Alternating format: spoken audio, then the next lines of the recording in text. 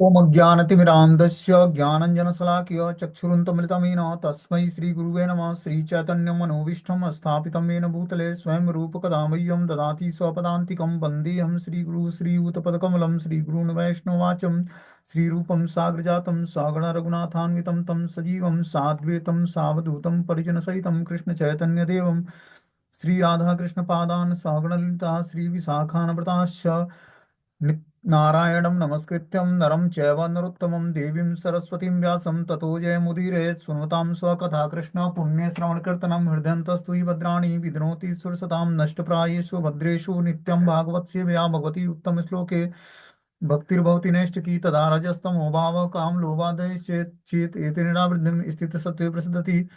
एवं प्रसन्नमनसो भगवद्भक्ति योगतः भगवतत्त्वविज्ञानामुक्तसङ्गस्य जायते विद्यन्ते हृदय ग्रन्थि छिद्यन्ते सर्वसंशयं क्षीयन्ते चास्य कर्माणि दृष्ट्वा एवात्मनीश्वरे मुखं करोति वाचालं पङ्गुं लङ्घयते गिरिं यत्कृपातमहं वन्दे परमानन्दमाधवं। प्रह्लाद नारद पराशर पुण्डरीकं व्यासम् अम्बरीश सुख सौनक विस्मदालभ्यां रुक्माङ्ग अर्जुन वसिष्ठं विभीषणादीनं पुण्यानि नामानि परं भागवत स्मरामि। हे कृष्ण करुणा सिन्धु दीनबन्धु जगत्पतये गोपेश गोपिकान्त राधाकान्त नमस्तुते तप्त कांचन गौरांगे श्रीराधे वृंदावनेश्वरी वृषभानुसुते देवी प्रणमामि हरिप्रिये। वाञ्छाकल्पतरुभ्यश्च कृपा सिन्धुभ्यो च पतितानां पावनेभ्यो वैष्णवेभ्यो नमो नमः। जय श्री कृष्ण चैतन्य प्रभु नित्यानंद श्री अद्वैत गदाधर श्रीवासादि श्री गौर भक्तवृंद। हरे कृष्ण कृष्ण कृष्ण हरे हरे, हरे राम राम राम हरे हरे। इसमें आज हम लोग को अध्याय संख्या 28 स्कंद संख्या 3 और श्लोक संख्या जो है 5 नंबर पढ़ना है। भक्ति साधन के लिए कपिल देव भगवान के आदेश। भक्ति साधन करने के लिए भगवान कपिल देव क्या आदेश देते हैं उसके बारे में इसमें बताया जा रहा है, ठीक है ना। बोलते हैं मौनम सदा संजयम अस्थेयम प्राण जयम जयम स्नेह प्रत्याहारम चेन्द्रियाणम विषया मनसा हृदय। मनुष्य को इस विधियों अर्थात अन्य किसी सही विधि से अपने दूषित तथा चंचल मन को वश में करना चाहिए, जिससे भौतिक भोग के द्वारा सदैव आकृष्ट किया जाता रहता है। इस तरह अपने आप को भगवान के चिंतन में स्थिर करना चाहिए। क्या बोलते हैं यहाँ पर, मनुष्य को इन विधियों तथा अन्य किसी सही विधि से अपने दूषित तथा चंचल मन को वश में करना चाहिए। कौन सी विधि से, भक्तिमय विधि से, ठीक है ना। इन विधियों का पालन करके हमें अपनी जो हमारी दूषित और चंचल मन है उसको वश में करना चाहिए, जिसे भौतिक भोग के प्रति के द्वारा सदैव आकृष्ट किया जाता रहा है। इस तरह अपने आप को भगवान के चिंतन में स्थिर करना चाहिए। हमें क्या करना चाहिए, भक्ति योग के विधियों का पालन करके मन को वश में करना चाहिए। भौतिक भोग से जो हमेशा आकृष्ट रहता है मन, उसको वश में करना चाहिए और इस तरह अपने आप को भगवान के चिंतन में स्थिर करना चाहिए। बोलते हैं सामान्य रूप से योगाभ्यास तथा विशेष रूप से हठ योग स्वयं में अभिष्ट नहीं होता है, ये स्थिरता प्राप्त करने की दिशा में साधन स्वरूप है। जो हठ योग है वो क्या है कि योगाभ्यास का अभिष्ट फल नहीं देता है। ये स्थिरता प्राप्त करने की दिशा में एक साधन स्वरूप है, लेकिन ये वास्तविक योग नहीं है। सर्वप्रथम मनुष्य को ठीक से आसन लगाने में सक्षम होना चाहिए, तभी योगाभ्यास के लिए मन तथा ध्यान स्थिर हो सकेगा। देखो जो हम योगाभ्यास करते हैं, भक्ति योग का पालन करते हैं, तो योगाभ्यास क्या है, मंत्र मेडिटेशन है, ठीक है ना। जो मंत्रों का मेडिटेशन करते हैं हम लोग, जपा करते हैं, उसको हमें प्रॉपर आसनी लगाकर एक आसनी पर बैठना है और ध्यान पूर्वक जो है हरे कृष्ण मंत्र का जप करना है, ठीक है ना। हमारी जितनी आसनी पवित्र होगी और जितना ही हमारा शरीर पवित्र होगा, जितना ही मन पवित्र होगा, उतने ही हम पवित्रता से भगवान के नाम का जप कर पाएंगे, ठीक है ना। धीरे धीरे मनुष्य को प्राण वायु के आवागमन को नियंत्रित करना चाहिए, इस तरह वह इंद्रियों को विषयों से दूर खींच सकेगा। अब प्राण वायु को नियंत्रित करना चाहिए, धीरे धीरे मनुष्य को प्राण वायु के आवागमन को नियंत्रित करना चाहिए। देखो क्या है कि भक्ति योग में सारी योग समाहित हैं, हमने बताया है, ठीक है ना। तो कैसे समाहित हैं, पहले हमने बताया कि प्राणायाम की मुद्रा में बैठना है एक आसनी पर। देखो जपा का आपकी सारी बीमारियां दूर हो जाएंगी। जो जन्म जन्मांतर से व्यक्ति बीमार पड़ा हुआ है, झेल रहा है बीमारियों को, अलग अलग मेडिसिन खाकर ठीक करना चाहता है, वो सारी बीमारियां कैसे ठीक होंगी, भगवान की भक्ति करके। अच्छे तरीके से मंत्र मेडिटेशन करेंगे, हम ध्यान पूर्वक जप करेंगे और उसकी विधि का पालन करेंगे, ठीक है ना। विधि क्या है उसका कि पहले तो हम प्राणायाम की मुद्रा में बैठे हैं पालथी मारकर, ठीक है ना। और हमारा आसनी बहुत पवित्र होना चाहिए, आचमन का कप होना चाहिए, आचमन करें मंद माला को छूने से पहले, ठीक है ना। आचमन करें, उसके बाद जो है माला को पकड़ें और फिर उसको सर पे लगाएं और अपने गुरु परंपरा का स्मरण करें। उसके बाद ये जो तीन उंगलियां हैं, इससे माला को पकड़ना होता है, और यहाँ पर रखे हैं, जो यहाँ का बीच का पोर्शन है चेस्ट का, यहाँ पर रख के हमें जाप करना चाहिए। इससे क्या होगा, हमारी जो ये रीढ़ की हड्डी है, ये इस सीध में सारे चक्र होते हैं। वो जब चक्रों का वो खुलता है या क्या होता है, कुछ ऐसा होता है, उससे क्या होता है कि हमारे अंदर बहुत जल्दी जो है सात्विक विकार प्रकट होने लगते हैं। ठीक है ना। तो इस तरह से आचार्यों ने बताया, जो रूप गोस्वामी और सनातन गोस्वामी हैं, ये इसी तरह से जाप करते थे। ठीक है ना। आप समाधि में देखोगे तो इसी तरह के मुद्रा में बैठे होते हैं, जाप करने की मुद्रा में, खासकर सनातन गोस्वामी की समाधि में। तो इस तरह से जब व्यक्ति मंत्र मेडिटेशन करेगा, ध्यान पूर्वक सुनेगा और उसको उच्चारण करेगा ध्यान पूर्वक, 16 अक्षर का विधिवत तरीके से। ठीक है ना। हरे कृष्ण कृष्ण कृष्ण हरे हरे, हरे राम राम राम हरे हरे, और उसका श्रवण करेगा, तब जाकर धीरे धीरे जो है हमारे अंदर आध्यात्मिक चेतना का जागरण होगा। जितना ही हम मंत्रों को क्लियरली सुनेंगे, उतना ही जल्दी चित्त का दर्पण साफ होगा, और फिर जाकर हृदय जो है राधा कृष्ण का निवास स्थान बन पाएगा। तो इस मंत्र मेडिटेशन में सारे योग समाहित हैं। प्राणायाम की मुद्रा में बैठना है, पालथी मारकर सामने तुलसी महारानी को रखना है, हाथ को जो है चेस्ट के बीच में रखकर, और वहां पर मंत्र जाप करना है तीन उंगलियों की सहायता से। इन तीन उंगलियों के घर्षण से क्या होता है, हमारा ब्लड सर्कुलेशन पवित्र होता है, और हमारे अंदर चेतना का विकास होता है, आध्यात्मिक चेतना का। इसकी कनेक्टिविटी जो है आध्यात्मिक माइंड से होता है। आध्यात्मिक दिमाग कहाँ पे होता है, जो ये वाला पोर्शन होता है पीछे का, ये आध्यात्मिक दिमाग, मतलब आध्यात्मिक बुद्धि वहां पर निवास करती है। इसीलिए यहाँ पर सिखा रखा जाता है कि ये ढका रहा है शिखा से। ठीक है ना। तो वहाँ उसकी कनेक्टिविटी इनके जो तीन उंगलियों का है, इसके घर्षण से वो आध्यात्मिक जो चेतना है वो जागृत होती है, और ब्लड सर्कुलेशन हमारा पवित्र होता है। जैसे हम देखते हैं कि ब्लड प्रेशर व्यक्ति का बढ़ जाता है, चाहे बहुत सारी बीमारियां ऐसी हैं जो ब्लड पे डिपेंड करता है। ब्लड अगर जो सर्कुलेट ठीक से नहीं हो रहा बॉडी में, तो बहुत सारी बीमारियां क्रिएट होती हैं। ठीक है ना। तो इससे क्या होता है, बहुत सारी चीजें, हमारी बीमारियां दूर हो जाती हैं, और हमारे अंदर आध्यात्मिकता का समावेश होता है, आध्यात्मिक चीजों का कल्टीवेशन होता है, गुणों का। इसलिए मंत्र मेडिटेशन करते समय हमें बहुत ही ध्यान पूर्वक करना चाहिए। ठीक है ना। जितना ही हम ध्यान पूर्वक मंत्र मेडिटेशन करेंगे, उतना ही जल्दी, और पर्टिकुलर टाइम निकालना है हमें। ऐसा नहीं 2 माला अभी कर लिए, 2 माला शाम को कर लिए, 2 माला दो, ऐसे नहीं। पर्टिकुलर टाइम निकालकर 8 10 माला 12 माला एक बार में करने का प्रयास करो, फिर देखो क्या उससे आध्यात्मिक शक्ति मिलती है, शास्त्रों को समझने की, आध्यात्मिक एक्टिविटी करने की, तमोगुण और रजोगुण की वृत्ति से छूटने की। तो इस तरह से जब हम मंत्र मेडिटेशन करेंगे, बताएं कि सामान्य रूप से योगाभ्यास, विशेष रूप से हठ योग, स्वयं में अभिष्ट नहीं होता है। ये स्थिरता प्राप्त करने की दिशा में साधन स्वरूप है। सर्वप्रथम मनुष्य को ठीक से आसन लगाने में सक्षम होना चाहिए, तभी योगाभ्यास के लिए मन तथा ध्यान स्थिर हो सकेगा। धीरे धीरे मनुष्य को प्राण वायु के आवागमन को नियंत्रित करना चाहिए, इस तरह वह इंद्रियों को विषयों से दूर खींच सकेगा। पिछले श्लोक में कहा गया कि मनुष्य को ब्रह्मचर्य का पालन करना चाहिए। इंद्रिय निग्रह का सबसे महत्वपूर्ण पहलू है विषयी जीवन पर नियंत्रण, ये ब्रह्मचर्य कहलाता है। तो आध्यात्मिक जीवन में अगर जो हमें प्रोग्रेस करना है, तो हमें ब्रह्मचर्य नियमों का पालन करना पड़ेगा, चाहे हम स्त्री हो या पुरुष, पारिवारिक जीवन में हो या वैश्य गृहस्थ हो, या वानप्रस्थ हो या सन्यासी या ब्रह्मचारी, सबको। और जो आध्यात्मिक जीवन में प्रोग्रेस करना है, तो ब्रह्मचर्य नियमों का पालन करना पड़ेगा। और क्या करना पड़ेगा, इंद्रिय निग्रह का सबसे महत्वपूर्ण पहलू है विषयी जीवन पर नियंत्रण प्राप्त करना, यही ब्रह्मचर्य कहलाता है, कि विषयी जीवन पर हम नियंत्रण प्राप्त करें, और विभिन्न आसनों के अभ्यास तथा प्राण वायु के नियंत्रण द्वारा असीम इंद्रिय भोग से इंद्रियों को निरोध किया जाए। बोले हैं अभ्यास, आसनों के अभ्यास से तथा प्राण वायु के नियंत्रण द्वारा। अब प्राण वायु का नियंत्रण कैसे होगा, प्राण वायु का नियंत्रण होगा कि जब हम मंत्र मेडिटेशन करते हैं, तो एक श्वास रोके हुए हम कितने मंत्रों का उच्चारण करते हैं, लेकिन मंत्र उच्चारण हमारा बहुत ही क्लियर होना चाहिए। जैसे मान लो कि एक बार हमने सांस दिया, और हरे कृष्ण मंत्र का 4 या 5 बार उच्चारण किया,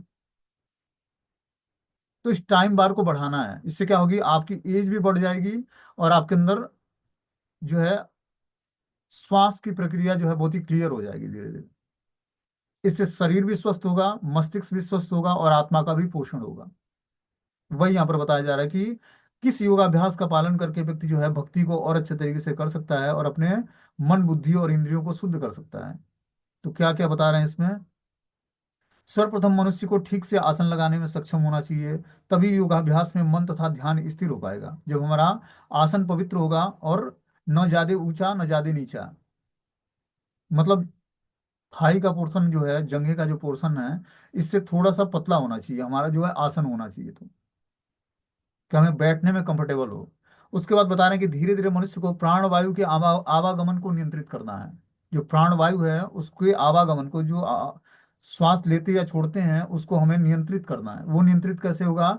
जब हम मंत्रों का मेडिटेशन श्वास रोक कर, और एक मंत्रों का मतलब जितने भी मंत्र उच्चारण कर सकें उसको टाइम बारे मंत्रों की क्वांटिटी बढ़ाती जानी है श्वास की प्रक्रिया को रोकते हुए।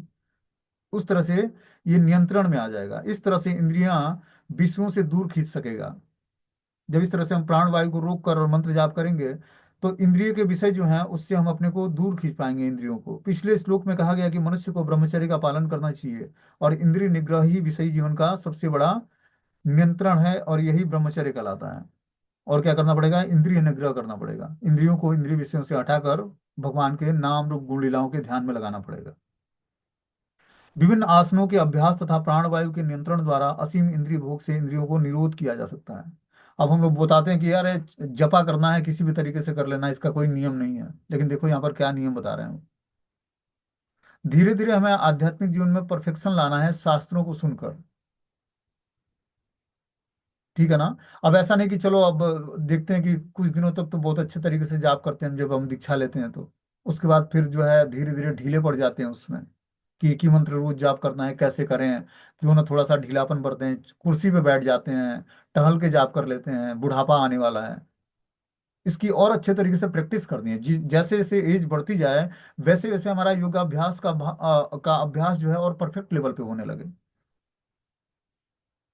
शरीर में बीमारियां किस लिए है? क्योंकि हमारा परफेक्शन के साथ योगाभ्यास नहीं हो रहा है। ये भक्ति योग सब कुछ देने वाला है। ये आपके उम्र को भी रोक देगा। लेकिन हमें लगता है कि हमें, जब हमारा मन और बुद्धि कलुषित होता है तो हमें लगता है कि बुढ़ापा आ गया है या रोगग्रस्त है शरीर, इस कारण से हम ऐसा नहीं कर पाएंगे। लेकिन जब आप आध्यात्मिक चेतना का विकास करोगे तो धीरे धीरे स्टेमिना आएगी, अपने आत्मबल बढ़ेगा।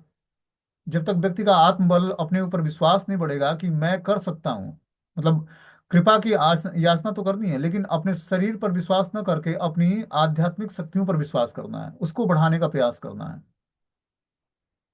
तब जाकर हम और परफेक्शन के साथ मंत्र मेडिटेशन करेंगे और शरीर की बीमारियों से दूर रहेंगे। ये भगवान का नाम एक विटामिन की तरह है। जो प्रसाद खाते हैं हम लोग और जो नाम जप करते हैं, नाम ग्रहण करते हैं, वो पूरे शरीर को स्वस्थ तो करता ही, या आत्मा का वास्तविक स्वरूप प्रकट करता है। तो जो प्रक्रिया आत्मा के वास्तविक स्वरूप को प्रकट कर दे, वो क्या इस पंचभूतों को शुद्ध नहीं कर सकती है? ये मंत्र ही हमारे पंचभूतों से बना इस शरीर को शुद्ध कर देगा, मन बुद्धि को शुद्ध कर देगा, और सारी बीमारियों को नष्ट कर देगा। तो हमें डरने की आवश्यकता नहीं है। हमें क्या करना है? प्रॉपर तरीके से जो परफेक्ट एक उपाय बताया गया है योगाभ्यास का, उस योगाभ्यास के नियमों का पालन करना अच्छे तरीके से। तब जाकर हम परफेक्ट लेवल से मतलब परफेक्ट लेवल पर जपा भी कर पाएंगे, और मन बुद्धि और शरीर और आत्मा पूर्ण रूपेण स्वस्थ भी रहेगा हमारा। यही इसमें भक्ति साधन के लिए कपिल देव भगवान के आदेश हैं। आगे इसमें बता रहे हैं कि स्व अधिष्ठान नामेकम देशे मनसा प्राण धारणम वैकुंठ ध्यानम समाधानम तथात्मनः। शरीर के भीतर के खट चक्रों में से किसी एक में प्राण तथा मन को स्थिर करना, और इस प्रकार से अपने मन को भगवान की दिव्य लीलाओं में केंद्रित करना समाधि या मन का समाधान कहलाता है। तो वो क्या बता रहे हैं कि शरीर के भीतर खट चक्र होते हैं, 6 चक्र होते हैं, जो अभी हमने बताया।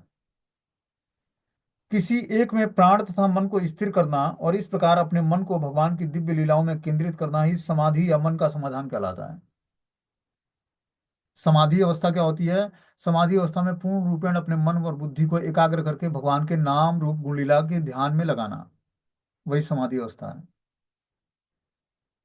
ठीक है ना? आध्यात्मिक जीवन में समाधि की और कोई दूसरी अवस्था नहीं है। एक ही अवस्था है कि मन बुद्धि को भगवान के नाम रूप गुण लीला धाम में स्थिर करें, वही समाधि की अवस्था है। शरीर के भीतर खट चक्र हैं। किसी एक में प्राण तथा मन को स्थिर करना, और इस प्रकार अपने मन को भगवान की दिव्य लीलाओं में केंद्रित करना ही समाधि या मन का समाधान कहलाता है। मन को सारी समस्याओं से समाधान दिलाने के लिए आदमी को क्या करना पड़ेगा?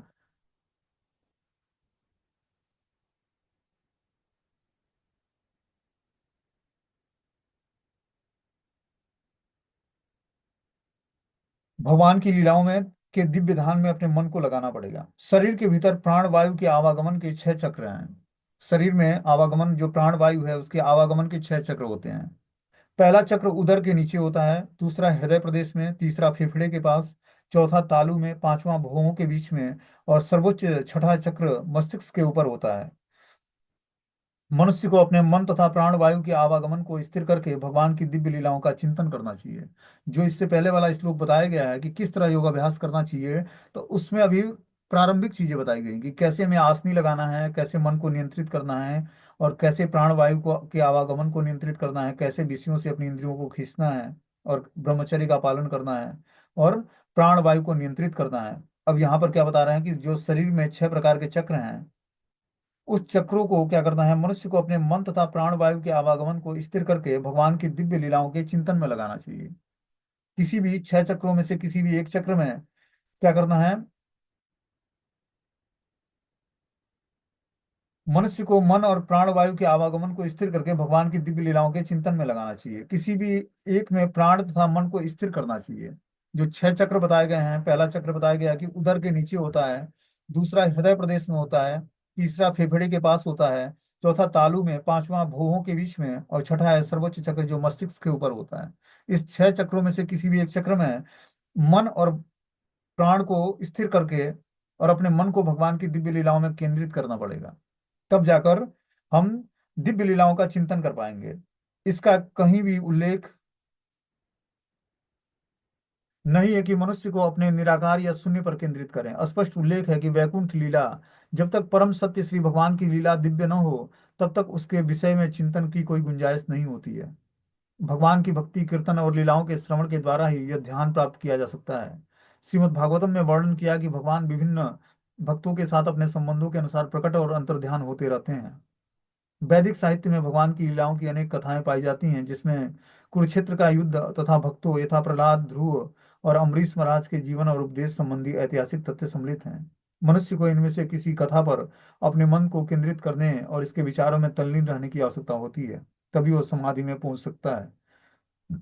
समाधि कोई कृत्रिम शारीरिक अवस्था नहीं है, यह तो वह अवस्था है जो मन द्वारा श्री भगवान के विचारों में तल्लीन हो जाने पर प्राप्त होता है। तो जो हम श्रीमद् भागवतम के माध्यम से जो कथाओं का श्रवण करते हैं, ठीक है ना, तो उस कथाओं में जो लीलाएं हमें अभी प्रारंभिक समय में हमें प्रहलाद महाराज, ध्रुव महाराज और अम्बरीश महाराज, चाहे इस तरह के जो करेक्टर हैं, जो उनके साथ उपदेश और ऐतिहासिक घटनाएं जो सम्मिलित हैं, उस घटनाओं का हमें चिंतन करते हुए भगवान का चिंतन करना है। पहले भगवान के शुद्ध भक्तों का चिंतन और फिर जाकर भगवान का चिंतन, ठीक है ना। जब हमारे अंदर रागानुगा भक्ति का प्राकट्य होगा तो स्वाभाविक रूप से भगवान की लीलाओं का चिंतन होगा। जो कृष्ण की लीलाएं, माधुरी रस की या फिर गौचारण लीला की, पहले गौचारण लीला की स्फूर्ति होती है हृदय में, फिर जाकर माधुरी लीलाओं का होता है, ठीक है ना। क्योंकि पहले मित्रोत भाव भगवान से डेवलप होता है। तुरंत ही माधुरी भाव में कोई प्रवेश नहीं कर सकता है, उसको पहले पांचों रसों में एक एक रसों का कल्टीवेशन होता है। पहले शांत रस का, फिर दास्य रस का, फिर साख्य रस, फिर वात्सल्य रस, फिर माधुरी रस। भक्ति करते हुए हो सकता है कि उसके अंदर वात्सल्य रस या साख्य रस की प्रधानता ज्यादा हो, तो वो डायरेक्टली माधुरी रस में प्रवेश कर सकता है उस तरह की भक्ति और उपासना करके। लेकिन अगर जो शुरुआत से उसको कल्टीवेट करना है तो एक एक करके होगा, क्रम वाइज। तो इस तरह से बता रहे हैं कि यहाँ पर कि हमें क्या करना चाहिए कि श्रीमद् भागवतम में वर्णन आए विभिन्न भक्तों के साथ अपने संबंधों के अनुसार प्रकट और अंतर्ध्यान होते रहते हैं। वैदिक साहित्य में भगवान की लीलाओं की अनेक कथाएं पाई जाती हैं, जिनमें कुरुक्षेत्र का युद्ध और भक्तों यथा प्रहलाद महाराज, ध्रुव महाराज और अम्बरीश महाराज के जीवन और उपदेश संबंधी ऐतिहासिक तथ्य सम्मिलित हैं। हमने क्या बताया, जब हम शुद्ध भक्ति को प्राप्त कर लेंगे तो हमारा करेक्टर जो है किसी न किसी श्रीमद् भागवतम के किसी चरित्र से मिलता जुलता होगा, ठीक है ना। तो जिस भी चरित्र से मिलता जुलता होगा, उसी चरित्र को हमें फॉलो करना है। तब क्या होगा कि धीरे धीरे जिस पाथ पर वो चले महाजन, जो शुद्ध भक्त बने भगवान के, जो श्रीमद् भागवतम में दिया हुआ है, उस व्यक्ति के हम आ, जिस रास्ते पर चला है उस रास्ते पर हम भी चलकर उसके जैसा शुद्ध भक्त बन सकते हैं भगवान का। क्योंकि श्रीमद् भागवतम में अनेकों शुद्ध भक्तों का की कथाओं का वर्णन है। अब उन्होंने कैसे भगवान के भक्ति में परफेक्शन प्राप्त किया, भगवान के धाम को प्राप्त किया, उस रास्ते पर भी हमें हमें भी चलना है, जिस चरित्र से हमारे जीवन की ऐतिहासिक घटनाएं मिलती हों। ये हमें खुद देखना पड़ेगा उसमें, इसीलिए श्रीमद् भागवतम के स्टडी बुक है। इसको पढ़ के हम अपने चरित्र को किसी दूसरे चरित्र से टैली कर सकते हैं कि किस भागवतम के किस चरित्र से हमारा जो जीवन की घटनाएं वो मैच करती हैं। उसी चरित्र को हमें फॉलो करना है। जिस तरह उन्होंने भगवत भक्ति की और भगवान को प्राप्त किया, उसी तरह हम भी करके भगवान को प्राप्त कर सकते हैं। तो ये हमें श्रीमद् भागवतम से सीखना पड़ेगा। समाधि कोई कृत्रिम शारीरिक अवस्था नहीं है, यह वह अवस्था है जब मन द्वारा श्री भगवान के विचारों में तल्लीन हो जाने पर प्राप्त होता है। समाधि की अवस्था कोई ऐसी ऐसी ऑर्डिनरी अवस्था नहीं है, ये भगवान के मन को भगवान के विचारों में तल्लीन करने पर प्राप्त होता है। और ये विचार कब प्रकट होंगे? जब हमारी इंद्रियां शुद्ध होंगी। बिना सेंसेस के शुद्ध हुए मन के विचार शुद्ध नहीं होंगे। मन अनेक जन्मों से दूषित विचारों को पाले हुए है, अब सोचो कि तुरंत शुद्ध विचार आ जाए। चलो दूषित विचार नहीं है, लेकिन मन में बहुत सारे ख्याल आते जाते रहते हैं, ठीक है ना? उन विचारों से हमें ऊपर उठना है। जैसे शारीरिक वस्तु व्यक्ति स्थान का चिंतन होता है, जपा करते समय भी क्या होता है, विचलित होता है। इसका मतलब अभी मन एकाग्र नहीं है, मन पवित्र नहीं है। धीरे धीरे इस मन को क्या करना है, समझाकर भगवान के नाम रूप गुण लीलाओं के ध्यान में लगाना है। तब जाकर धीरे धीरे मन पवित्र होगा। और वो फिर धीरे धीरे नाम पहले सुनेगा, नाम फिर रूप फिर गुण फिर लीला फिर धाम, पांचों चीजें एक एक करके क्रम वाइज प्रकट होंगी हृदय में। ये है मंत्र मेडिटेशन का तरीका। जब भगवान के हृदय जब पवित्र हो जाएगा, तब लीलाएं प्रकट होंगी भगवान की, कि भगवान गोलोक धाम में क्या कर रहे हैं, वो लीला आपके हृदय में यहाँ बैठे बैठे प्रकट हो जाएगी। समझ रहे बात को? इतना पावरफुल है महामंत्र, कोई साधारण मंत्र नहीं है। स्वयं भगवान की प्रेमा ध्वनि, जो प्रेम ध्वनि बांसुरी मंत्र, जो बांसुरी जो भगवान बजाते हैं, जिससे राधा रानी और सारे गोपियां ग्वाल आकर्षित होकर आते हैं भगवान के पास, उसी उसी बांसुरी की ध्वनि से निकला हुआ है महामंत्र है। और इस मंत्र को सुनकर व्यक्ति जो है, और इस मंत्र का जप करके व्यक्ति जो है सब कुछ पा सकता है। ये चिंतामणि नाम है, सब कुछ प्रदान करने वाली है, भोग मोक्ष और भगवान की प्रेमा भक्ति भी। जिस भाव से भजोगे सब कुछ प्राप्त होगा, और आपके भाव को भी पवित्र कर देगा। इसीलिए हमें शुद्ध विचारों का पोषण करके और भगवान का नाम जप करना है। तब जाकर धीरे धीरे जो है हृदय में सारी भगवान की लीला, नाम रूप गुण लीला धाम सब कुछ प्रकट होगा। और आचार्यों के अंदर प्रकट भी हुआ, जो छह गोस्वामी थे, इन्होंने इसी मंत्र का जाप किया, कोई अलग मंत्र नहीं खोजा। और धीरे धीरे सारे वृंदावन की स्थापना की उन्होंने। वृंदावन सारी लीला असलिया भगवान की लुप्त हो गई थी। चैतन्य महाप्रभु की कृपा और इन आचार्यों की जो वैराग्य था जीवन, और ज्ञान जो था, जो तपस्याएं थी, उससे सारे वृंदावन की स्थापना की है इन्होंने, छह गोस्वामियों ने। वृंदावन के की स्थापना अपने ही संप्रदाय के आचार्यों ने किया। अब बाद में भले बहुत सारे लोग आ गए हों अब, लेकिन उस समय कोई नहीं था। जब भगवान श्री चैतन्य महाप्रभु वृंदावन धाम आए थे, तो रूप और सनातन को अपने साथ ले आए थे। भेजा था पहले कि जाओ वृंदावन को, कि लुप्त लीलास्थलियों का उद्घाटन करो। उनकी कृपा से, महाप्रभु चैतन्य देव की कृपा से ये छह गोस्वामी यहाँ पर आए, और उन्होंने वृंदावन की अलग अलग लीलास्थलियों का उद्घाटन किया, पता किया, अपने ज्ञान वैराग्य और भक्ति के माध्यम से। तब आज हम लोग वृंदावन का दर्शन करते हैं। जो राधा रमण जी हैं, गोपाल भट्ट गोस्वामी के शालिग्राम शिला से प्रकट हुए थे। ये भी उसी छह गोस्वामी से एक हैं, अपने ही संप्रदाय के आचार्य हैं। तो ऑर्डिनरी संप्रदाय नहीं अपना, अपना सबसे सर्वोत्कृष्ट संप्रदाय है श्री कृष्ण भक्ति करने के लिए, राधा कृष्ण की युगल उपासना करने के लिए सबसे सर्वोत्कृष्ट गौड़ी वैष्णव संप्रदाय है, ब्रह्म माधव गौड़ी संप्रदाय, जिस संप्रदाय में हम लोग दीक्षित हैं। इसके टक्कर का वास्तव में कोई संप्रदाय नहीं है। जो यहाँ पर शास्त्र है, जो नियम है, जो सिद्धांत है, जो दीक्षा का प्रोसेस है, इससे सर्वश्रेष्ठ कोई साधन ही नहीं है। और इसका जो वास्तविक गोल है, युगल राधा कृष्ण के युगल चरणों की प्राप्ति, इससे ज्यादा सर्वोत्कृष्ट कोई भाव भी नहीं है। इसीलिए बहुत ही हम लोग, मतलब अच्छे संप्रदाय और अच्छे संस्था में भगवान ने हम लोग को भेजा हुआ है। अब इसमें हमें पूर्ण विश्वास के साथ आचार्यों के द्वारा जो हमें नियम और सिद्धांत मिला है, उस नियम और सिद्धांतों का दृढ़ता से पालन करेंगे तो निश्चित रूप से हम भगवत प्राप्ति कर लेंगे। उनकी कृपा से, आचार्यों की कृपा से, जिस आचार्य की कृपा से हमें साधन भक्ति मिला है, उस आचार्य को हम फॉलो करके निश्चित रूप से भक्ति में सफलता प्राप्त करेंगे।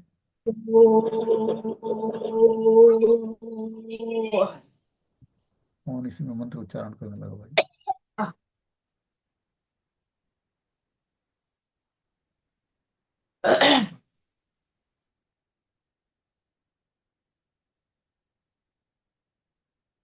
आगे बता रहे हैं, शुचोदेशे प्रतिष्ठाप्यम विजितासन आसनम तस्मिन सहवस्थि समासीनम ऋजुकायम समभ्यसेत। अपने मन तथा आसनों को वश में करने के बाद मनुष्य को चाहिए कि किसी एकांत और पवित्र स्थान में अपना आसन बिछा दे। उस पर शरीर को सीधा रखते हुए सुखपूर्वक आसीन होकर श्वास नियंत्रण का अभ्यास करें। क्या बोलते हैं यहाँ पर? कि अपने मन तथा आसनों को वश में करने के बाद मनुष्य को चाहिए कि किसी एकांत तथा पवित्र स्थान में अपना आसन बिछाए। मन और आसनों को वश में करने के बाद मनुष्य को चाहिए कि किसी एकांत और पवित्र स्थान में अपना आसन बिछा दे। उस पर शरीर को सीधा रखते हुए सुखपूर्वक आसीन होकर श्वास नियंत्रण प्राणायाम का अभ्यास करे। तो इसमें हम लोग को लिए क्या है कि हम लोग पहले मन को एकाग्र करें, और आसन जो हमारा है उसको वश में करें, उस पर एकांत स्थान में और पवित्र स्थान पर आसन को बिछाएं। उस पर शरीर को सीधा रखकर सुखपूर्वक आसीन हो जाएं, बैठ जाएं, और श्वास नियंत्रण की प्रक्रिया के द्वारा मंत्र मेडिटेशन करें। यहाँ प्राणायाम किया गया, प्राणायाम बोला गया है, लेकिन प्राणायाम का मतलब है महामंत्र का जाप करना है हमें। हमें इस सब योग में अपने टाइम को इन्वेस्ट नहीं करना है। जितना ही हम मंत्र जाप करेंगे प्राणायाम की मुद्रा में सीधा बैठकर एक आसन पर पवित्रता के साथ, और श्वास प्रक्रिया को नियंत्रित करके, उतना ही जल्दी हमारे अंदर ये महामंत्र का अपना प्रभाव दिखाएगा, हमारी चेतना को सात्विक कर देगा। बोलते हैं सुखपूर्वक आसीन होने को स्वस्ति समासीन कहते हैं। योग शास्त्र में संस्तुति की गई है कि दोनों जांघों तथा घुटनों के बीच पांवों के तलवे रखकर सीधा बैठा जाए। दोनों जांघों और घुटनों के बीच में पांवों के तलवों को रखा जाए, जिसको हम लोग पालथी मार के बैठना बोलते हैं। उस तरह से सीधा बैठकर आसन से भगवान में मन को केंद्रित करके सुविधा अनुसार हमें बैठना है। भगवत गीता के 6 अध्याय में इसी विधि की संस्तुति की गई है। यह भी सुझाव दिया गया है कि मनुष्य को चाहिए कि वह किसी एकांत स्थान में, पवित्र स्थान में बैठे। उसका आसन मृगछाला और कुश का हो, जिसके ऊपर सूती वस्त्र हो। तो आसन हमारा मृगछाल या कुश का होना चाहिए। कुश के चटाई पर सूती कपड़ा बिछा हो, सूती वस्त्र हो, उस पर बैठकर हमें मंत्र का मेडिटेशन करना है। देखो कितना सूक्ष्म विज्ञान बता रहे हैं कि मंत्र जाप करने का तरीका क्या है। तब जाकर हमारा जो है धीरे धीरे मंत्र जल्दी सिद्ध होगा। हरे कृष्ण महामंत्र जो है अपना वास्तविक प्रभाव दिखाएगा। हमारे अंदर आध्यात्मिक चेतना का विकास होगा, और धीरे धीरे भौतिक भोग रूपी रोग से हम छुटकारा प्राप्त करेंगे। तो हमें पर्टिकुलर मंत्र जाप करने के लिए एक हर एक चीजों का अरेंजमेंट करना पड़ेगा। आसनी का, पवित्र जगह का।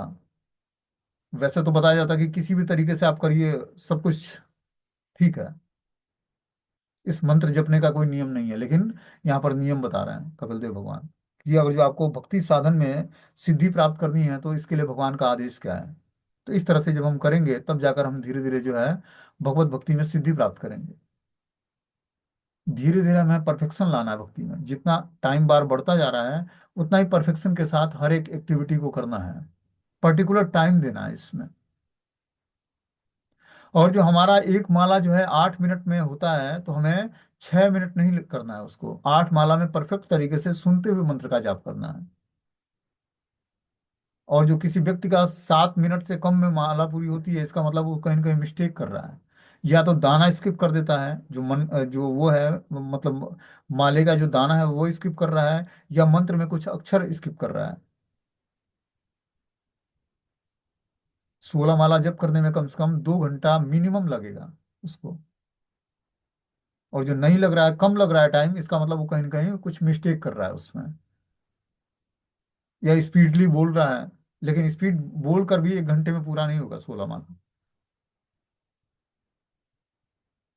इसीलिए मैं परफेक्शन के साथ, जब तक हमारा परफेक्शन के साथ जपा नहीं होगा तब तक हमारे अंदर जो भौतिक भोग की लालसाएं हैं वो समाप्त नहीं होंगी, वो आध्यात्मिक नहीं होंगी, वो स्पिरिचुअलाइज नहीं होंगी। और जब तक आध्यात्मिक एक्टिविटी हम अच्छे तरीके से नहीं करेंगे, तब तक हमारा जो है मन और बुद्धि पवित्र नहीं होगा। आगे इसमें बता रहे हैं कि प्राणस्य शोधये मार्गम पुरा कुंभकरे रेचके प्रतिकूलेन वाचित्तम यथा स्थिर चंचलम। योगी को चाहिए कि प्राण वायु के मार्ग को निम्नलिखित विधियों से श्वास लेकर इस प्रकार से स्वच्छ करे। पहले बहुत गहरी श्वास अंदर ले, फिर उस श्वास को धारण किए रखे और अंत में श्वास बाहर निकाले। या फिर इस विधि को उलटकर योगी पहले श्वास निकाले, फिर श्वास रोके रखे और अंत में श्वास भीतर ले जाए। ऐसा इसलिए किया जाता है जिससे मन स्थिर हो और बाहरी अवरोधों से मुक्त हो सके। तो ये एक्टिविटी हम चाहे तो कर सकते हैं मंत्र जाप से पहले, लेकिन उससे ज्यादा पावरफुल है हम लोगों के लिए, भक्तों के लिए, ये योगियों के लिए बता रहे हैं जो मन को स्थिर करना चाहता है बाहरी अवरोधों से। क्या बता रहे हैं कि प्राण वायु के मार्ग को निम्नलिखित विधियों से श्वास लेकर इस प्रकार स्वच्छ करे। पहले बहुत गहरी सांस ले, फिर श्वास को धारण करे और अंत में श्वास को बाहर निकाले। या फिर इसकी विधि को उल्टा करके योगी पहले श्वास निकाले, फिर श्वास रोके और अंत में श्वास भीतर ले जाए। इस ऐसा इसलिए किया जाता है जिससे मन स्थिर हो और बाहरी अवरोधों से मुक्त हो जाए। तो ये तो विधि है योगियों के लिए। अब अपने लिए इसमें क्या है कि हमें क्या करना चाहिए, हमें ज्यादा से ज्यादा सत्वगुण की एक्टिविटी करनी चाहिए। शास्त्रों को पढ़ना है, मंगला आरती करनी है। मंत्र जाप करने से पहले हमें मंगला आरती करनी है, भगवान के नाम का कीर्तन करना है, भगवान को प्रणाम करना है, भगवान को भोग लगाना, उनकी ड्रेसिंग करनी है। इससे हमारा धीरे धीरे मन जो है स्थिर और कंट्रोल में आ जाएगा। हमारी चेतना सात्विक हो जाएगी, क्योंकि जब हम सो के उठते हैं तो जो हमारी चेतना है वो दूषित होती है। देखोगे कि मुंह के रास्ते जो हवा निकलती है वो बदबूदार होती है। आंख नाक सब में कुछ न कुछ गंदगी बाहर निकली होती है। क्यों? शरीर जब अचेत अवस्था में होता है, निद्रा की अवस्था में होता है, तो सब कुछ जो है एक्टिविटी जो उसके अंदर होती है वो भोजन को डाइजेस्ट करना या फिर शरीर को कंफर्ट देना, इन सबों से क्या होता है, सारी इंद्रियां शिथिल पड़ती हैं और उसके इंद्रियों के जो विकार हैं वो 9 रास्तों से बाहर निकलते हैं। शरीर में 9 द्वार हैं, 9 द्वारों से गंदगी निकलती है। इसीलिए सुबह उठकर नहाना आवश्यक है, ब्रश करना आवश्यक है, फ्रेश होना जाना आवश्यक है। जब हम गंदगियों से निवृत्त होते हैं तब जाकर हमारे अंदर धीरे धीरे सत्वगुण का कल्टीवेशन होता है। ये सब चीजें इसलिए बता रहे हैं कपिल देव भगवान की जिससे हम अपने शरीर और आत्मा की एक्टिविटी को परफेक्शन के साथ कर सकें और जान सकें। तभी हम निरोगी काया मतलब निरोगी शरीर पाएंगे। और क्या होगा, हमारा जो परफेक्शन के साथ जपा होगा, जो आध्यात्मिक एक्टिविटी है वो हम परफेक्शन के साथ कर पाएंगे। बोलते हैं ये प्राणायाम मन को नियंत्रित करने और उस भगवान में स्थिर करने के लिए किया जाता है। और जब हमें मन को भगवान में स्थिर करना है तब इस प्राणायाम मुद्रा में हमें एक्टिविटी करनी पड़ेगी, तब मन नियंत्रित होगा और धीरे धीरे भगवान में स्थिर हो पाएगा। सब ए मनः कृष्ण पदार बिंदु। भक्त अम्बरीश महाराज 24 घंटे अपने मन को कृष्ण के चरण कमलों में स्थिर रखते थे। कृष्ण भवनामृत की विधि में हरे कृष्ण कीर्तन किया जाता है और शब्द को ध्यान पूर्वक सुना जाता है, जिससे मन कृष्ण के नाम की दिव्य ध्वनि में स्थिर हो जाता है। मंत्र मेडिटेशन का यही तरीका है कि हमें क्या करना है, पहले क्लियरली उच्चारण करना है। हमने क्या बताया, कम से कम 4 माला तो व्यक्ति को जगने में लगता है, उसकी जो सुसुप्त चेतना है वो 4 माला जगने में उसको लगता है, चेतना को जागृत करने में। मान लो कोई सुबह उठकर मंगला आरती नहीं करता है, तो उसकी चेतना जब तब जगेगी जब वो 2-3 माला 4 माला कर लेगा, तब उसकी चेतना जागृत अवस्था में कि हाँ हाँ, हमें प्रभु जी ने बोला था कि मंत्र सुनना है। तब ये घंटी बजेगा उसके अंदर, अलार्म जब 4 माला जब कर लेगा और जागृत अवस्था में आ जाएगी उसकी चेतना, तब उसको लगेगा कि हमें मंत्र सुनना भी है। क्योंकि 6 घंटे सोने के बाद हमारी जो इंद्रियां जो है शिथिल हो जाती हैं। स्नान करने के बाद जब हम आध्यात्मिक एक्टिविटी करते हैं, भगवान को प्रणाम करना है, मंगला आरती करना है, कीर्तन करना है, तब जाकर धीरे धीरे वो सुसुप्त चेतना जागृत अवस्था में आती है। और तब जाकर हम परफेक्शन के साथ जप कर पाएंगे मंत्रों का। बोलते हैं जिसने मन कृष्ण के नाम की दिव्य ध्वनि में स्थिर हो जाती है, यह नाम कृष्ण के व्यक्तित्व से अभिन्न है। प्राण वायु के मार्ग को स्वच्छ करने की संस्तुति विधि द्वारा मन को वश में करने का वास्तविक प्रयोजन तुरंत ही प्राप्त हो जाता है। यदि मनुष्य अपने मन को सीधे भगवान के चरण कमलों में स्थिर कर देता है हठ योग या प्राणायाम की विधि उन लोगों के लिए है जो अध्यात्म बुद्धि में अत्यंत तल्लीन रहते हैं, किंतु जो केवल हरे कृष्ण महामंत्र का कीर्तन कर सकता है वो अधिक सुगमता पूर्वक मन को स्थिर कर सकता है। तो हमें क्या करना पड़ेगा, अपने को अध्यात्म बुद्धि में तल्लीनता से बचाना पड़ेगा और हरे कृष्ण कीर्तन को ध्यान पूर्वक करना पड़ेगा, और इस तरह से हम अधिक सुगमता पूर्वक मन को स्थिर कर पाएंगे। मन ही सबसे हमारा चलायमान है, उसी को हमें कंट्रोल करना है, वही सीखना है कि मन को कंट्रोल कैसे करना है।